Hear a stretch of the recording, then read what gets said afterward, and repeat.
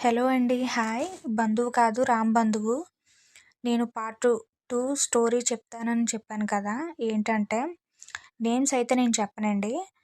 Letters కింద convert చేసి నేను చెప్పాలనుకుంటున్నాను. డి అనే గ్రామం, బి అనే గ్రామం నుంచి ఒక ఒక వ్యక్తి కోసం, అలాగే ఒక ఆమె కోసం నేను వాళ్ళ మ్యారేజ్ ఎలాగయ్యింది, వాళ్ళ ఎదుగుదల అన్నీ, వాళ్ళెన్ని ప్రాబ్లమ్స్‌ని ఫేస్ చేశారో అన్నీ నేను చెప్పాలనుకుంటున్నాను.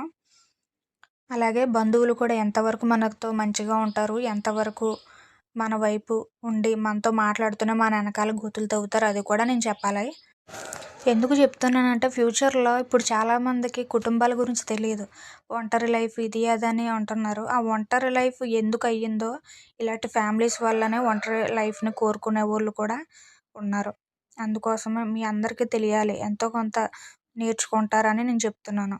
ఈ డి అనే గ్రామంలో వి వ్యక్తి తల్లిదండ్రులు తల్లి కిరాణా కొట్టు నడిపేది. అలాగే తండ్రి పోలీస్ డిపార్ట్మెంట్‌లో కుక్ కింద పనిచేసేవారు.